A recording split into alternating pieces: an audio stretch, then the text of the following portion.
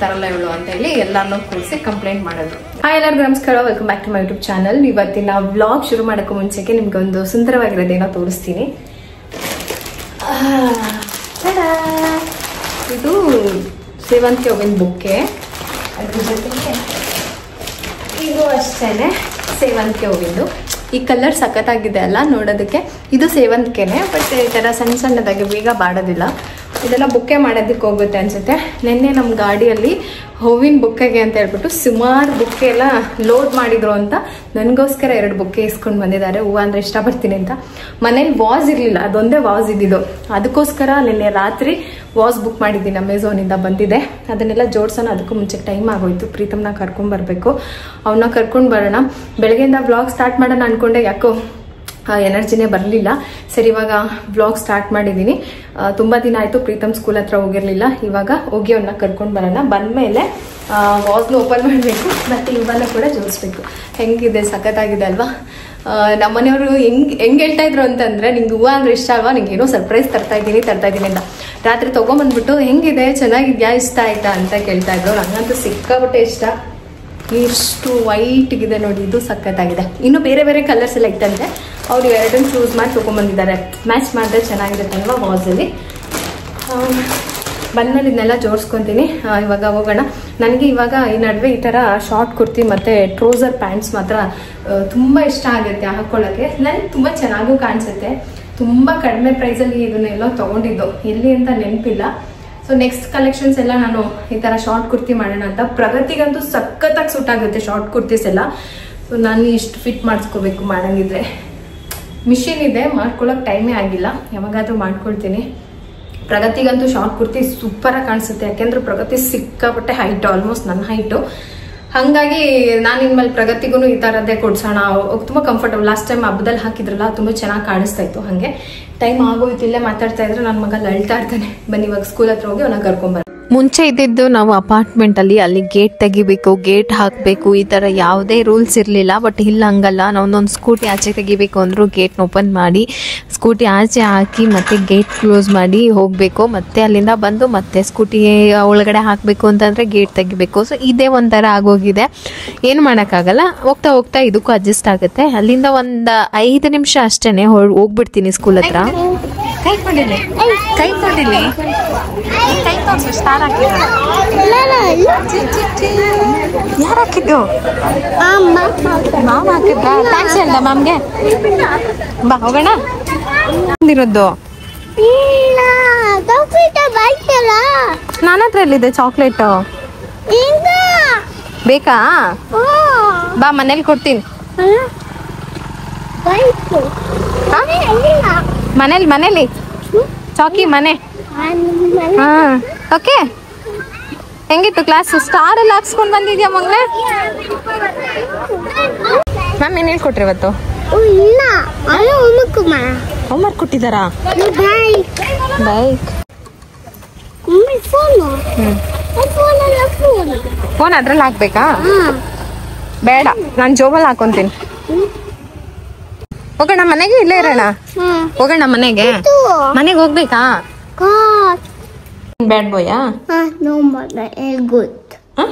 I'm good. You are good. I'm good. I'm good, but No, you are bad boy. no. Huh? That's my boyfriend. Like no. Yes, bad boy. No, good boy. ಏನದು? I'm good, but I am good boy. ತಿಂದ? ಅನ್ನ ತಿಂದ? ಏನ್ ತಿಂದೆ? ಅನ್ನ ತಿಂದ. ಚೆನ್ನಾಗಿತ್ತಾ? Fruits? Apple ತಿಂದ?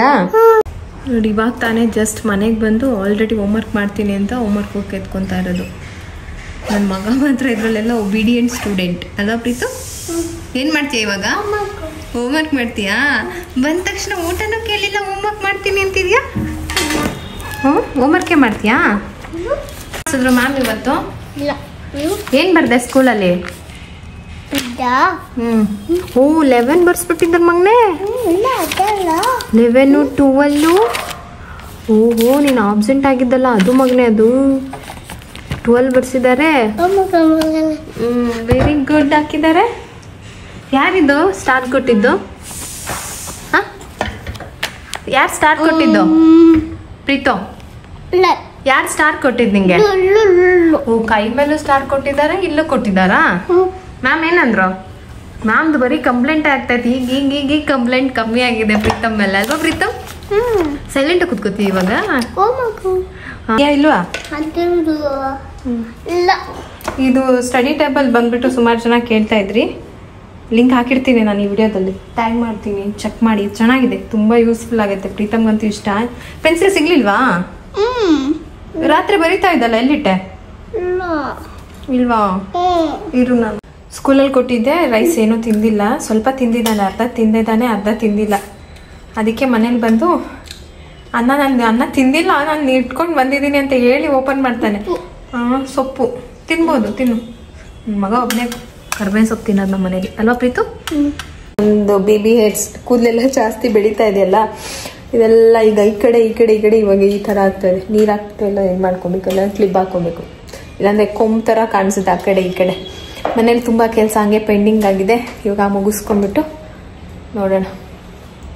ಇನ್ನು ಹೂವನೆಲ್ಲ ತಗೊಂಡ್ ಬಂದಿದ್ರಲ್ಲ, ವಾಸ್ಗೋಸ್ಕರ ವೇಟ್ ಮಾಡ್ತಾ ಇದ್ದೆ. ಆಮೇಲೆ ಬೊಕ್ಕೆಯಲ್ಲಿ ಏನು ರ್ಯಾಪ್ ಮಾಡಿದಾರಲ್ಲ, ಹಂಗೆ ಇಟ್ರೆ ಹೂವು ಬೇಗ ಹಾಳಾಗಲ್ಲ. ಸರಿ ಹಂಗೆ ಇರ್ಲಿ, ವಾಸ್ ಎಲ್ಲ ಬಂದ ತಕ್ಷಣ ಎಲ್ಲಾನು ಎತ್ತಿಟ್ಕೊಳ್ಳೋಣ ಅಂತ ಹೇಳ್ಬಿಟ್ಟು ಹಂಗೆ ಇಟ್ಟಿದ್ದೆ. ಲಾಸ್ಟ್ ಟೈಮ್ ನಾನು ವಾಸ್ ತಗೊಂಡ್ ಬಂದಿದ್ದೆ, ಅದು ಗ್ರೀನ್ ಕಲರ್ ಇದೆಯಲ್ಲ, ಅದೇ ತರ ಸೇಮ್ ಗೋಲ್ಡ್ ಕಲರ್ ಅಲ್ಲಿ ತಗೊಂಡಿದ್ದೆ. ಪ್ರೀತಮ್ ಹೊಡೆದಾಕ್ಬಿಟ್ಟಿದ್ದ.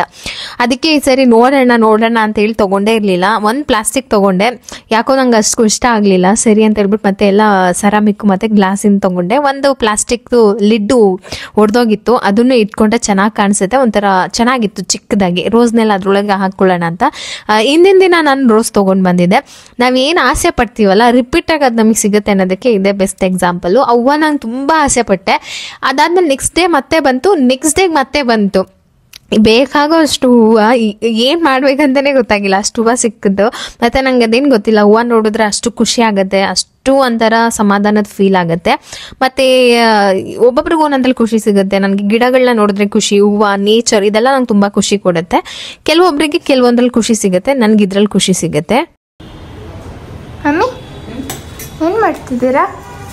ಏನು ಅಂತಂದ್ರೆ ನಿಮ್ಮಮ್ಮ ಐತಲ್ಲ, ಎಲ್ಲ ತರ ತರ್ಕೊಡಿದ್ದು. ಸಬ್ಬಕ್ಕಿ ಸೊಪ್ಪು ಹಾಕೋಣ ಅನ್ಕೊಂಡೆ, ಉಪ್ಪಿನೆಸ್ರು ಮಾಡಿ ಮುದ್ದೆ ಮಾಡೋಣ ಅಂತ.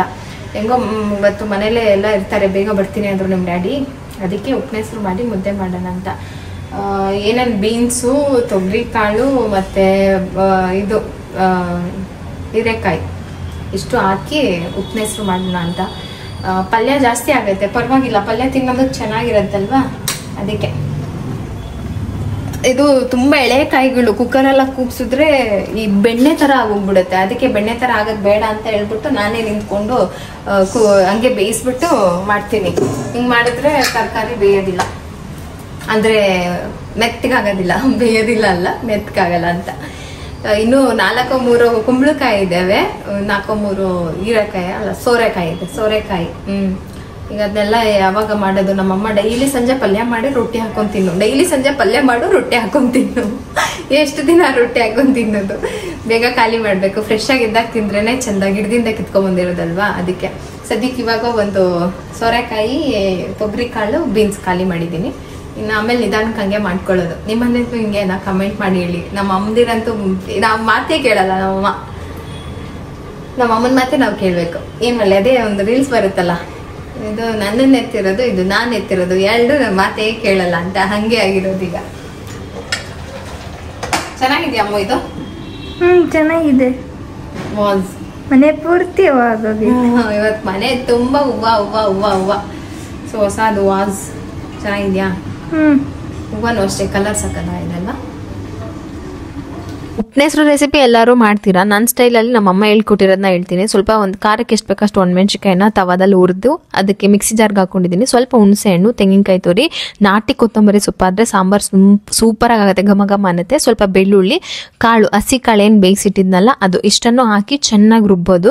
ರುಬ್ತಾ ಇದ್ರೇ ನಿಮ್ಗೆ ಗೊತ್ತಾಗುತ್ತೆ ಆ ಮಸಾಲ ಘಮ ಎಷ್ಟು ಚೆನ್ನಾಗಿರುತ್ತೆ ಅಂತ. ಕಾಳು ಬೇಯಿಸಿರೋ ನೀರು ಇರುತ್ತಲ್ಲ ಅದಕ್ಕೆ ಆ ಮಸಾಲಾನ ಮಿಕ್ಸ್ ಮಾಡೋದು, ಒಗ್ಗರಣೆ ಬೇಯಿಸೋದು ಏನೂ ಇಲ್ಲ. ಅದಕ್ಕೆ ಮುದ್ದೆ ಅನ್ನ ಏನಾದರೂ ಹಾಕೊಂಡು ತಿನ್ಬೋದು. ಕಾಳು ಮಾತ್ರ ಒಂದು ಸ್ವಲ್ಪ ತೆಂಗಿನಕಾಯಿ ತುರಿ ಜಾಸ್ತಿ ಹಾಕಿ ಪಲ್ಯ ಮಾಡಿಕೊಂಡ್ರೆ ಸೂಪರ್ ಆಗಿರುತ್ತೆ.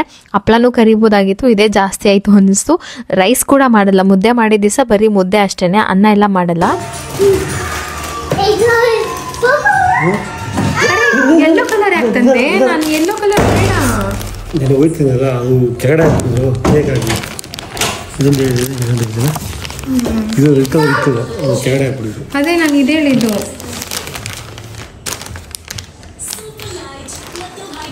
ತಪ್ಪಾಗಿ ನೀವು ಕಳ್ಸಿದ್ರೆ ಎಷ್ಟಾಗಿ ಗೊತ್ತಾಗ್ತಿಲ್ಲ, ಏನು ಮಾಡ್ತೀವಿ ಹಾಕಿ.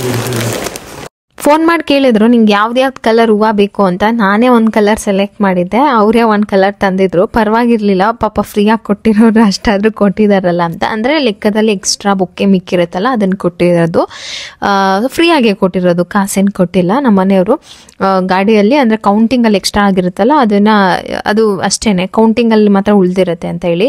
ಇನ್ನು ಇದು ನೆಕ್ಸ್ಟ್ ಡೇ ಮಾರ್ನಿಂಗ್ ನಾನು ವ್ಲಾಗ್ನ ಕಂಟಿನ್ಯೂ ಮಾಡ್ತಾ ಇದ್ದೀನಿ. ಮನೇಲಿರೋ ಗಿಡಗಳನ್ನೆಲ್ಲ ವಾರಕ್ಕೆ ಒಂದ್ಸರಿ ಈ ಥರ ನಾನು ಆಚೆ ಇಡ್ತೀನಿ. ಹೊರಗಡೆ ಇಟ್ಟು ನಾನು ಫುಲ್ ಡೇ ಬಿಸಿಲು ಬೀಳುತ್ತೆ ಗಿಡದ ಮೇಲೆ, ವಾರಕ್ಕೆ ಒಂದ್ಸರಿ. ಆಮೇಲೆ ಎಲ್ಲ ತೊಗೊಂಬಂದು ಹಂಗೆ ಜೋಡಿಸ್ಕೊಳ್ತೀನಿ. ಮತ್ತೆ ನಾನೇನು ಮಾಡಲ್ಲ ಆ ಗಿಡಗಳನ್ನ, ಹಾಗೆ ಅಷ್ಟೇ. ನೆಕ್ಸ್ಟ್ ವಾರಕ್ಕೆ ಮತ್ತೆ ಒಂದು ನೈಟ್ ಆಚೆ ಇಟ್ಬಿಡ್ತೀನಿ. ನೈಟ್ ಆಚೆ ಇಡ್ತೀನಿ, ನಾಳೆ ಬೆಳಗ್ಗೆ ಎಲ್ಲ ಬಿಸಿಲಲ್ಲಿ ಚೆನ್ನಾಗಿದ್ದಾಗುತ್ತೆ, ಸಂಜೆ ಎತ್ತು ಒಳಗಡೆ ಇಡ್ತೀನಿ ಆ ಥರ. ಇನ್ನು ರೋಸ್ ಎಲ್ಲ ಹಾಳಾಗ್ತಾ ಇತ್ತು. ಸರಿ, ಆ ಟೈಮಲ್ಲಿ ಏನು ಮಾಡ್ತೀನಿ ಅಂದರೆ ರೋಸ್ದು ದಳ ಏನಿದೆಯಲ್ಲ ಹೂವಿಂದು ಅದನ್ನೆಲ್ಲನೂ ಒಂದು ಪ್ಲೇಟಲ್ಲಿ ಹಾಕಿ ಚೆನ್ನಾಗಿ ಡ್ರೈ ಮಾಡ್ಕೊಂಡ್ಬಿಡ್ತೀನಿ. ಬಿಸಿಲು ಚೆನ್ನಾಗಿ ಬರುತ್ತೆ ಇಲ್ಲಿ, ಡ್ರೈ ಮಾಡೋಕ್ಕೇನು ತೊಂದರೆ ಇಲ್ಲ.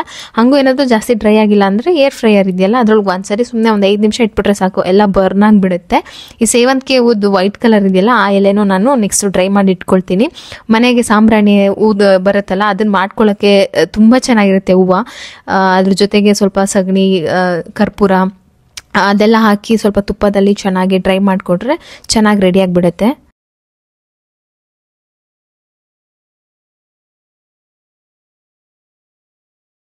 ಬೇಕು ನಿಂಗೆ? ಇಡ್ಲಿ ಬೇಕಾ? ಅದು ಉಪ್ಪಿಟ್ಟು.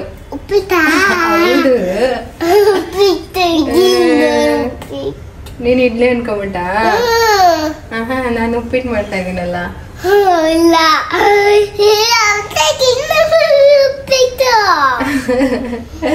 ಸ್ಕೂಲಿಗೆ ಹೋಗಿಲ್ವಾ? ಇಲ್ಲ. ಯಾಕೆ?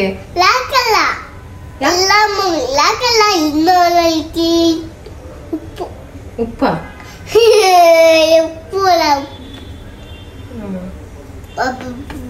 ನಿಮ್ಮ ಮಮ್ಮಿ ಹೆಸರೇನು? ಡ್ಯಾಡಿ? ಅಕ್ಕನ ಹೆಸರು? ಪ್ರಗತಿ. ನಿನ್ನ ಹೆಸರು? Very good. ಪ್ರೀತಮ್? ಪ್ರೀತಮ್ ಲೋಕೇಶ್. ಪ್ರೀತಮ್ ಲೋಕೇಶ್ ನಿನ್ನ ಹೆಸರು? ಡ್ಯಾಡಿ ಎಲ್ಲಾದ್ರು? ಡ್ಯಾಡಿ ಎಲ್ಲಿ? ಜ್ಯೂಸ್ ಕುಡಿಯಕ್ ಹೋದ್ರ? ಯಾರು ಹೇಳಿದ್ ನಿಂಗೆ? ಡ್ಯೂಟಿಗೆ ಹೋದ್ರು ಮಗನೆ. ಕೆಲ್ಸಕ್ಕೆ ಹೋಗಿದಾರಲ್ಲ.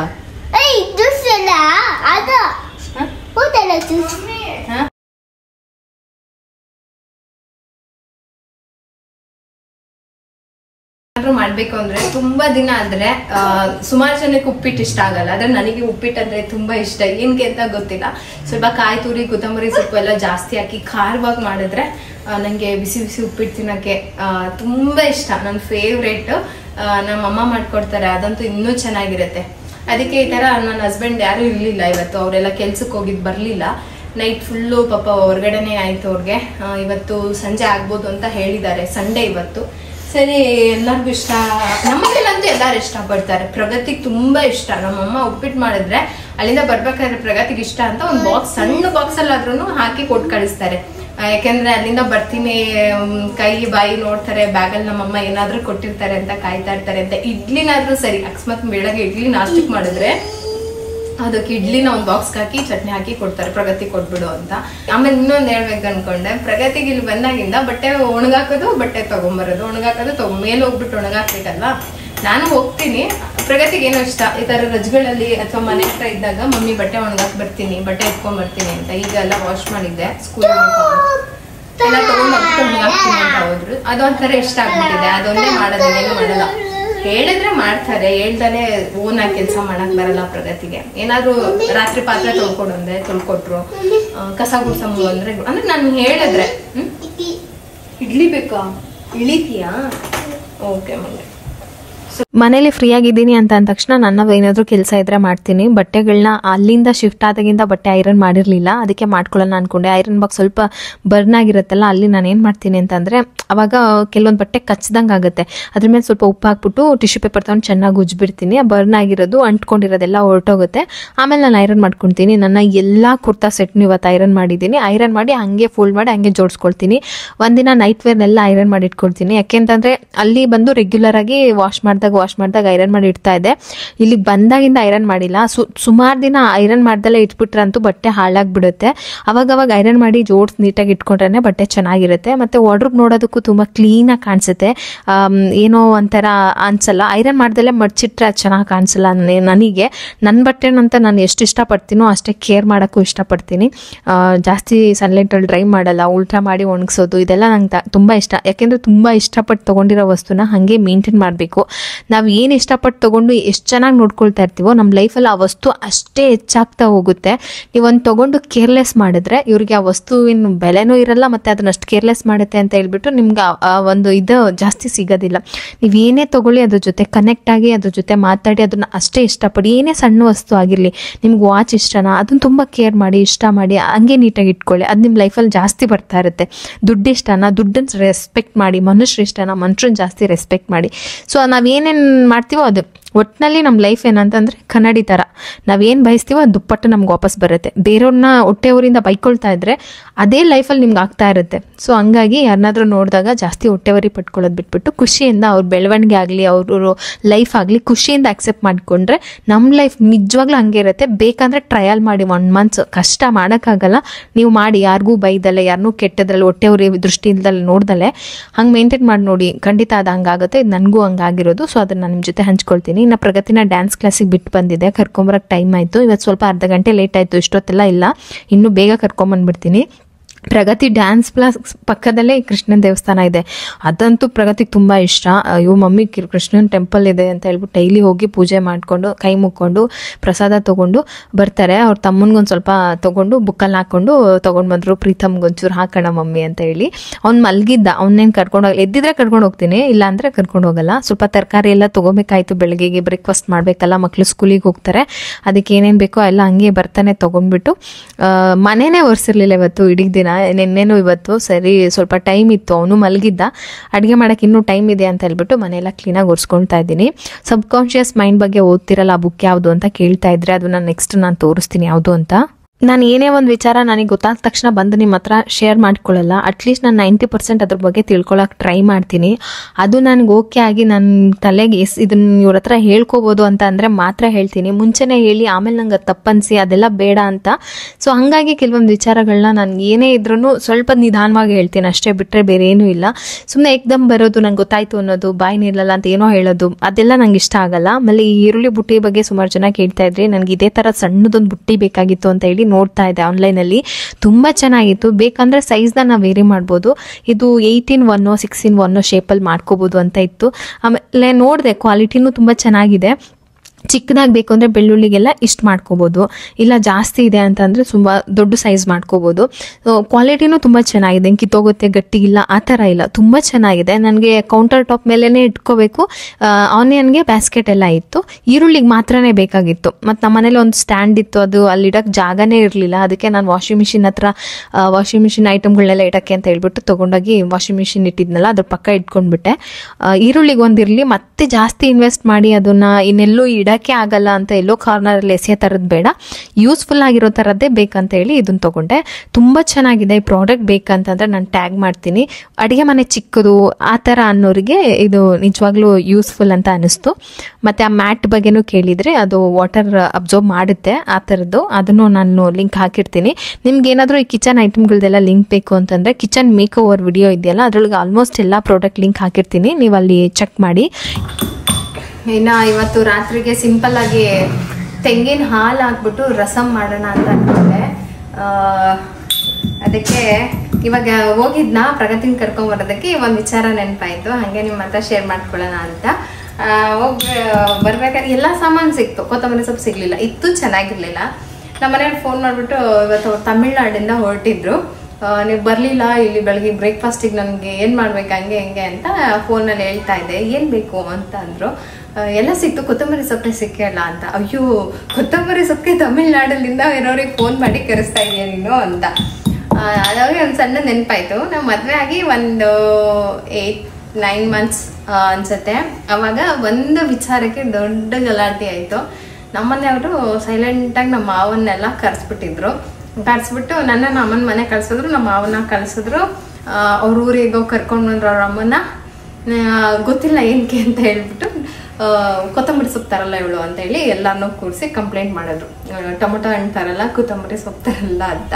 ನಮ್ಮ ಮಾಮ ಒಬ್ರಿದ್ರು, ಅವ್ರು ಹೇಳಿದ್ರು, ಅಯ್ಯೋ ನಾನೇನೋ ದೊಡ್ಡ ವಿಚಾರ ಅಂತ ಅನ್ಕೊಂಡ್ರೆ ಕೊತ್ತಂಬರಿ ಸೊಪ್ಪು ತಂದಿಲ್ಲ ಅಂತ ಇಲ್ಲಿ ಎಲ್ಲರನ್ನೂ ಕರೆಸಿದ್ಯಾ ನೀನು ಅಂತ ಹೇಳಿ ಮಾಮ ಏನಂದ್ರು, ಮದುವೆ ಆಗಿ ಎಷ್ಟು ವರ್ಷ ಆಯಿತು, ಇನ್ನೂ ನನ್ನ ಹೆಂಡತಿಗೆ ನಾನೇ ಕೊತ್ತಂಬರಿ ಸೊಪ್ಪು ತಗೊಂಡು ಕೊಡೋದು, ನೀನೇನು ಅದನ್ನ ದೊಡ್ಡ ವಿಚಾರ ಅಂತ.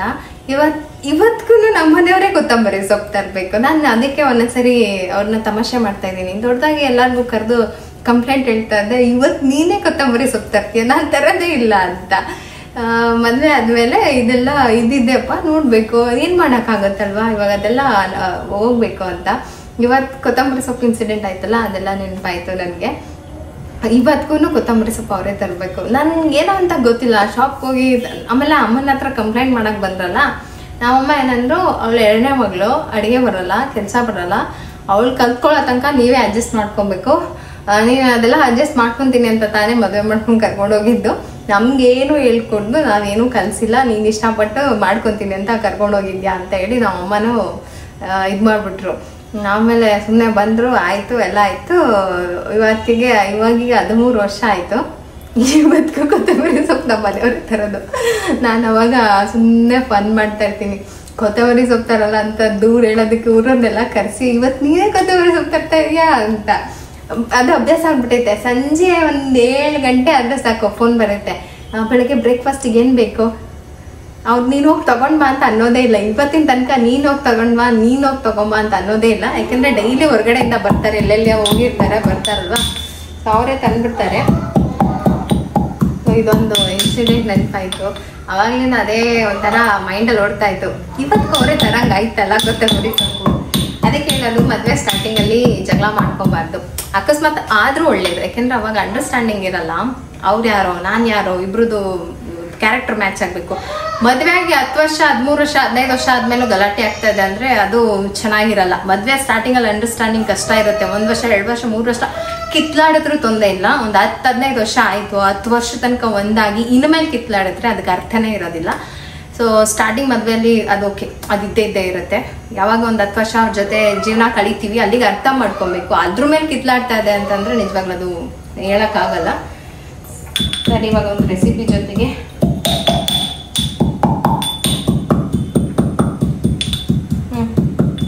ಚೆನ್ನಾಗಿ ಗೊತ್ತಾ, ಈ ಜೀವನ ಅಂದ್ರೇ ಹಿಂಗೆ, ಏನು ಮಾಡೋಕ್ಕಾಗಲ್ಲ. ಇತ್ತು ಬಟ್ ಸ್ವಲ್ಪ ಸಮಯ ತಾಳ್ಮೆಯಿಂದ ಇದ್ದರೆ ಎಲ್ಲ ಸರಿ ಹೋಗುತ್ತೆ ಅನ್ನೋದು ಇದಕ್ಕೇನೆ. ಇಲ್ಲಿ ನಾನು ತೆಂಗಿನಕಾಯಿ ಹಾಲಿನ ರಸಮ್ ಮಾಡೋದಕ್ಕೆ ಎಣ್ಣೆಗೆ ಸ್ವಲ್ಪ ಸಾಸಿವೆ, ಮೆಂತ್ಯ, ಅದ್ರ ಜೊತೆಗೆ ಬೆಳ್ಳುಳ್ಳಿಯನ್ನು ಚೆನ್ನಾಗಿ ಜಜ್ಜಿ ಹಾಕಿ, ಖಾರಕ್ಕೆ ಎಷ್ಟು ಬೇಕೋ ಅಷ್ಟು ಒಣಮೆಣ್ಸಿಕಾಯಿ, ಸ್ವಲ್ಪ ಕರಿಬೇವಿನ ಸೊಪ್ಪು, ಜೀರಿಗೆ ಮತ್ತು ಮೆಣಸನ್ನು ಕುಟ್ಟಿ ಪುಡಿ ಮಾಡಿದ್ದೆ, ಅದನ್ನು ಹಾಕ್ಕೊಂಡು ಒಂದು 2 ಸಣ್ಣ ಗಾತ್ರದ ಟೊಮೊಟೊ ಹಾಕ್ಕೊಂಡಿದ್ದೀನಿ. ನೀವು ರಸಮಲ್ಲಿ ಖಂಡಿತ ಇದೊಂದ್ಸರಿ ಟ್ರೈ ಮಾಡಲೇಬೇಕು. ಮಾಡಿಬಿಟ್ಟು ನನಗೆ ಟೇಸ್ಟ್ ಹೆಂಗಿತ್ತು ಅಂತ ಹೇಳಿ, ರುಚಿಗೆ ಎಷ್ಟು ಬೇಕೋ ಅಷ್ಟು ಉಪ್ಪು ಹಾಕಿ, ಟೊಮೊಟೊ ಚೆನ್ನಾಗಿ ಬೆಂದಮೇಲೆ ಸ್ವಲ್ಪ ಅರಿಶಿನ ಪುಡಿ, ನೀರು, ರಸಮ್ಗೆ ಎಷ್ಟು ಬೇಕೋ ಅಷ್ಟು ನೀರು, ತೆಂಗಿನಕಾಯಿನ ಚೆನ್ನಾಗಿ ತುರಿದ್ಬಿಟ್ಟು ಹಾಲು ತೆಗೆದಿಟ್ಟಿದ್ದೆ ಅದನ್ನು ಹಾಕ್ಕೊಂಡಿದ್ದೀನಿ. ಚೆನ್ನಾಗಿ ಕುದಿಬೇಕು. ಚೆನ್ನಾಗಿ ಕುದಿ ಬಂದಮೇಲೆ ತೆಂಗಿನ ಹಾಲಿನ ರಸಮ್ ಸೂಪರಾಗಿ ಟೇಸ್ಟಿಯಾಗಿ ಸಖತ್ತಾಗಿ ರೆಡಿ ಆಗುತ್ತೆ. ನೀವು ಟ್ರೈ ಮಾಡಿ ನನ್ನ ಕಮೆಂಟ್ ಸೆಕ್ಷನಲ್ಲಿ ಹೇಳಿ. ಇದು ಮಸ್ಟ್ ಟ್ರೈ ರೆಸಿಪಿ ಅಂತ ಹೇಳ್ತೀನಿ. ಇನ್ನು ಅದಕ್ಕೆ ಕಾಯಿ ಹಾಲು ತೆಗೆದು ಮೇಲ್ಗಡೆ ಉಳಿದಿರುತ್ತಲ್ಲ ಅದನ್ನ ಏನು ಮಾಡ್ತೀನಿ ಅಂದರೆ ಈ ಥರ ಏನಾದರೂ ಪಲ್ಯ ಮಾಡಿದಾಗ ಅದ್ರ ಜೊತೆ ಮಿಕ್ಸ್ ಮಾಡ್ಕೊಂಡ್ಬಿಡ್ತೀನಿ. ಫ್ರೀಝರಲ್ಲಿ ಇಟ್ಟಿರ್ತೀನಿ, ಯಾವಾಗ ಪಲ್ಯ ಮಾಡ್ತೀನೋ ಅವಾಗ ಹಾಕ್ಕೊಂಡ್ಬಿಡ್ತೀನಿ. ಇಲ್ಲ ಅಂದರೆ ಆ ಕಾಯಿ ಏನಿದೆ ಅಂತ ಒಣಗಿಸ್ಬಿಟ್ಟಿಟ್ರೆ ಡೆಸಿಕೇಟೆಡ್ ಕೊಕೊನಟ್ ಆಗುತ್ತೆ. ಯಾವುದಾದ್ರೂ ಸ್ವೀಟ್ ಮೇಲೆ ಜಾಮೂನ್ ಮೇಲೆಲ್ಲ ಹಾಕೋದಕ್ಕೆ ಚೆನ್ನಾಗಿರುತ್ತೆ. ಏನು ವೇಸ್ಟ್ ಆಗಲ್ಲ, ಯೂಸ್ ಮಾಡ್ಕೋಬೋದು. ಈ ಥರ ಇವತ್ತಿನ ಅಡುಗೆ ಸಿಂಪಲ್ಲಾಗಾದರೂ ಸೂಪರಾಗಿತ್ತು. ಇನ್ನು ಬೆಳಗ್ಗೆ ಪೆಸರಟ್ಟು ಮಾಡೋಣ ಅಂತ ಹೇಳ್ಬಿಟ್ಟು ಹೆಸರು ಕಾಳು ಮತ್ತು ಅಕ್ಕಿನೆಲ್ಲ ಚೆನ್ನಾಗಿ ವಾಶ್ ಮಾಡಿ ನೆನೆಸಿ ಇಡ್ತಾ ಇದ್ದೀನಿ. ಇದು ಆ ರೆಸಿಪಿ ನಾನು ಆಲ್ರೆಡಿ ಶಾರ್ಟ್ ವಿಡಿಯೋದಲ್ಲಿ ಅಪ್ಲೋಡ್ ಮಾಡಿದ್ದೀನಿ. ನಿಮ್ಗೇನಾದರೂ ಪೆಸರಟ್ಟು ಮತ್ತು ಆನಿಯನ್ ಚಟ್ನಿ ಹಾಗೆ ಸ್ವೀಟ್ ಪೊಟ್ಯಾಟೊ ಚಿಪ್ಸು ಈ 3 ರೆಸಿಪಿಯನ್ನು ಶಾರ್ಟ್ ವಿಡಿಯೋದಲ್ಲಿ ಅಪ್ಲೋಡ್ ಮಾಡಿರ್ತೀನಿ, ನೀವು ಅಲ್ಲಿ ಚೆಕ್ ಮಾಡ್ಬೋದು.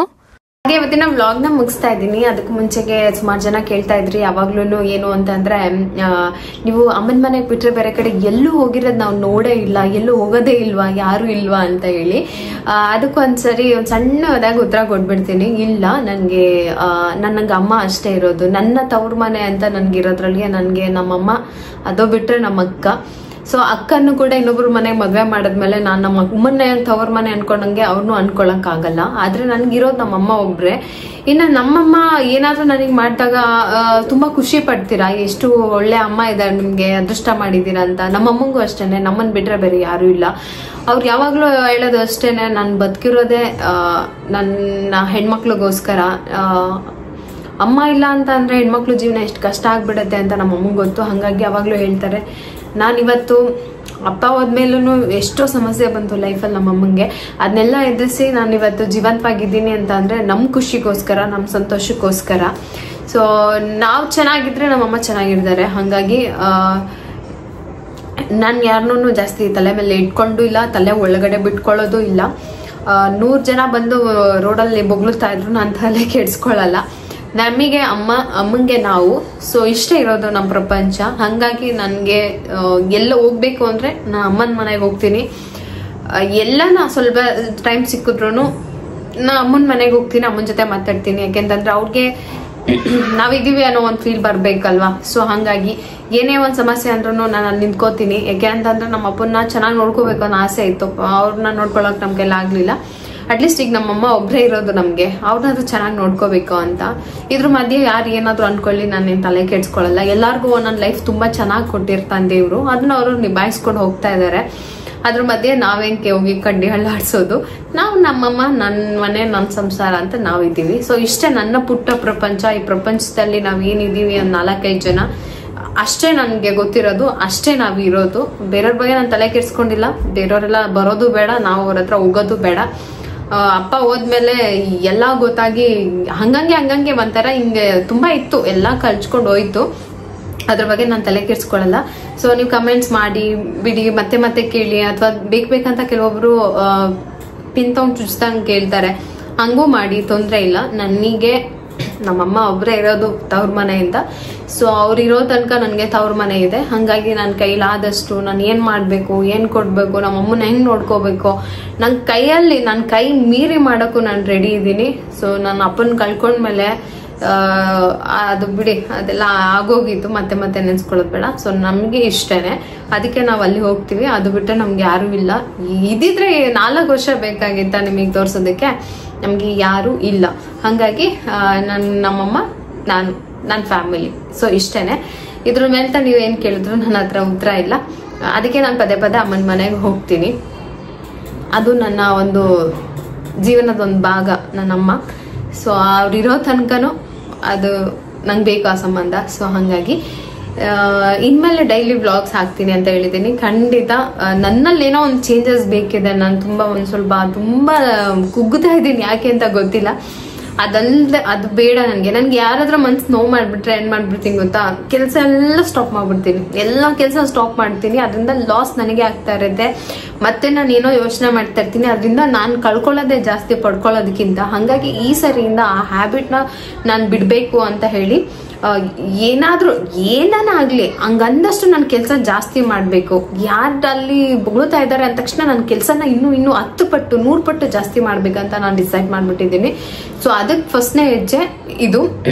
ಅನ್ಕೊಳ್ಳೋರು 1000 ಅನ್ಕೊಳ್ಳಿ, ನಾನು ತಲೆ ಕೆಡ್ಸ್ಕೊಳ್ಳಲ್ಲ. ಅವ್ರು ಅನ್ಕೊಂಡಷ್ಟು ನಾನು ಜಾಸ್ತಿ ಕೆಲಸ ಮಾಡ್ತೀನಿ. ಸೊ ಅದೇನೇನು ಆಗುತ್ತೋ ಆಗೋಗ್ಲಿ.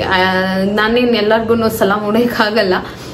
ನಾನು ಯಾರಿಗೇನು ತೊಂದರೆ ಕೊಟ್ಟಿಲ್ಲ, ಯಾರ ಸವಾಸಕ್ಕೂ ಹೋಗಲ್ಲ. ನಿಮ್ಗೆ ಗೊತ್ತು, ನಾನು ನನ್ನ ಮನೇಲಿ ಇರ್ತೀನಿ, ನಾನು ಕೆಲಸ ಮಾಡ್ತೀನಿ, ನನ್ನ ಫ್ಯಾಮಿಲಿ, ನನ್ನ ಮಕ್ಕಳು, ಇಷ್ಟೇ ಜೀವನ ಅಂತ ಹೇಳ್ಬಿಟ್ಟು ಜೀವನ ಮಾಡ್ತಿರೋಳು. ನಾನು ಯಾರ ಸವಾಸಕ್ಕೂ ಹೋಗಿಲ್ಲ. ಒಳ್ಳೆ ವಿಚಾರಕ್ಕೆ ಹೋಗಿ ಕೆಟ್ಟದ್ದು ಅನ್ಸ್ಕೊಂಡು ಬಂದಿರೋದೇ ಜಾಸ್ತಿ ನನ್ನ ಲೈಫಲ್ಲಿ ಎಕ್ಸ್ಪೀರಿಯನ್ಸ್ ಆದಿದ್ದು. ನಾನು ಒಳ್ಳೇದು ಮಾಡಕ್ ಹೋಗಿ ಬೈಸ್ಕೊಂಡು ಬಂದಿರೋದೇ ಜಾಸ್ತಿ. ಸೊ ಇನ್ಮೇಲೆ ಆ ಒಳ್ಳೆತನೂ ಕಮ್ಮಿ ಮಾಡ್ಕೋಬೇಕು ಅಂತ ಅನ್ಕೊಂಡಿದ್ದೀನಿ. ಅದಕ್ಕೋಸ್ಕರ ಈ 43 days ಚಾಲೆಂಜು. ಇದರಿಂದ ಏನಾದ್ರು ನಾನು ಬದಲಾದ್ರೆ ನನ್ನ ಕೆಲಸ ಇನ್ನೂ ಜಾಸ್ತಿ ಆಗುತ್ತೆ. ನನ್ನ ಯಾರು ತಡೆಯಕ್ಕಾಗಲ್ಲ ಅಂತ ಹೇಳಿ ಈ ಒಂದು 43 days ಚಾಲೆಂಜ್ನ ತಗೊಂಡಿದ್ದೀನಿ.